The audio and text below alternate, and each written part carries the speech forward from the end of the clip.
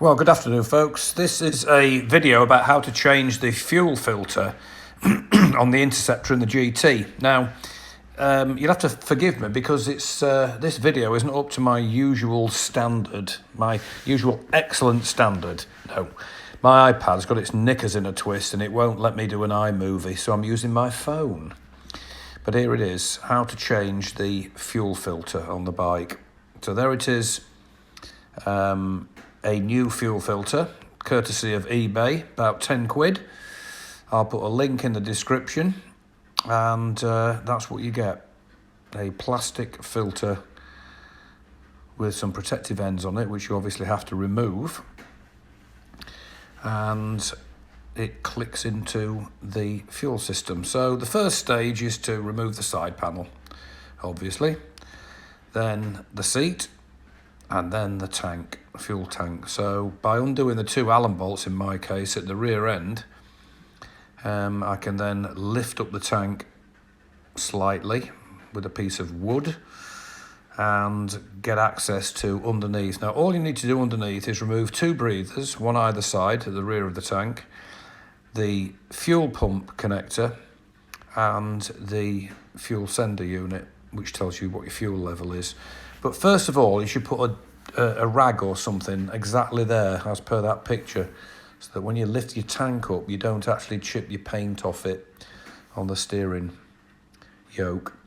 So there it is. Remove the two rear bolts, prop the back end up, and as you can see there, you've got a breather pipe, you've got the fuel pump connector, which is just a little spring clip, and you just pull that off, pull it downwards, and there it is. There's another shot of it. You can see there, look, it really is simple to do. You just press that little clip out and it'll pull off. It's a waterproof connector with a little neoprene gasket in it, and there it is. This next shot shows the other side, breather pipe. You can see the fuel pump on the left hand side there, the connector with two wires to it. Look, there's the spring clip, so you just pull that out with your finger and it comes out dead easy. So you've removed at this stage the two rear retaining bolts. There it is, look, there's your fuel pump connector pulled out, and all you've got to do then is disconnect the fuel sender unit. That's that green thing there, which is just a 2-pin block that is to the fuel gauge. And then if you look there, you'll see there's two little square, like little square black plastic things. If you squeeze those with your finger and your thumb, the fuel pipe will pull off. There's the fuel pipe there. Just give them a good squeeze. People in the past have said, oh, you need to use a special tool, but I didn't. There is the tank now lying on its side. Now, you're better off doing this job when the tank doesn't have loads of fuel in it, obviously. So there it is, lying on its side, and there is the fuel filter. And you can see the little oblong-shaped plastic blocks there, one on the left, one on the right. You just press them really hard with your index finger, and it just pulls off like that. And the fuel filter itself sits in a rubber housing with fins on it. You can see it there, and it's got a little retaining lug on it.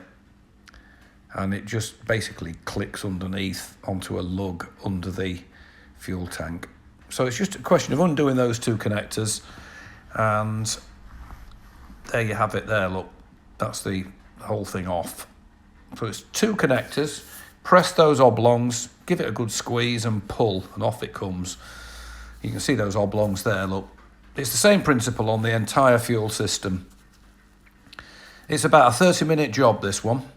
So there is the filter with its rubber bit, and that just slides out. The filter will slide out of it, and then you just slide your new filter in and relocate it on the lug underneath the fuel tank. Pretty simple. I mean, I was terrified of doing it, if I'm honest, until Len put me right and said, look, your tank will come off dead easy. So there's the new filter and the old filter, and there's the complete assembly now back in place, look. So you've got your new filter in its rubber housing, and you just give them a good push and they just click very nicely together like that. It's really simple, honestly. It's not difficult to do at all. I thought it would be, and I've been petrified of doing it, but there you go. I'm a coward. There you go, look, that's the whole lot back in place. You've got your little oblong connectors. You've got your rubber mounting lug thing, all tucked away nicely under the fuel tank. There's a close-up of the block. That's the injector block, and there's the filter. And it's as simple as that. Really, really simple. You just push those connectors so they go click, and that's it. A reasonable amount of force, and there it is. The whole assembly is back in. New filter. Not difficult. And then, of course, you've got to start the bike. Now, this there is the little rag thing that I use on the fuel tank. So I put the fuel tank back on, connected up the fuel pipe, and as you can see, there it is all connected under the tank.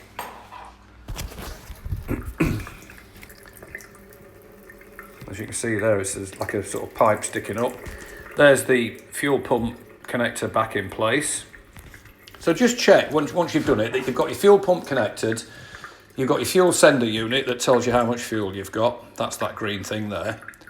And get your two breather pipes connected up to the stubs underneath the fuel tank. And make sure your main fuel line is pushed down hard until it clicks.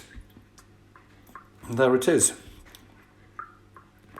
So in a second I'll show the video of starting the bike, having put the new filter on. So this bit here, everything's back on, look, and you can see if you've got the tank back on, everything's ready to rock. Fuel pipe's connected, fuel pump is connected electrically, sender unit, and here we go.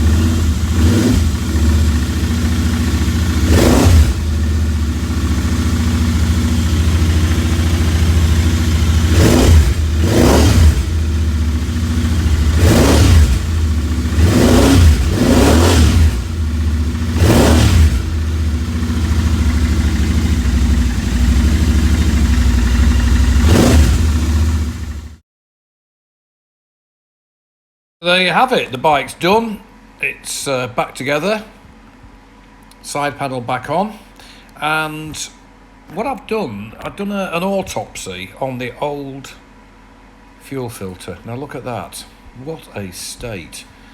That filter has only done 8,000 miles. Now they reckon 15,000 according to the service manual from Royal Enfield, but that's done just over 8,000 miles.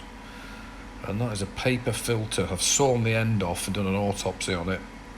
It's absolutely filthy, and that's 8,000 miles. So my own view would be to change it every 10,000, if not less, looking at the state of that thing. And that's really bad. That's modern fuel for you. So there you have it. There's the sort of bits that's in the filter. Filthy looking paper filter there with a spring in the middle of it, and that's the actual paper opened up.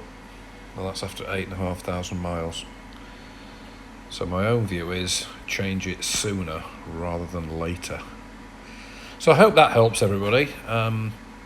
Struggling a bit today using the phone instead. My iPad just will not let me make an iMovie, so a bit freaked, but I'm hoping that this will be useful for people. And look at the state of that thing. Filthy, absolutely filthy. So in the meantime, take care on your bikes, and I will post again soon. Bye for now.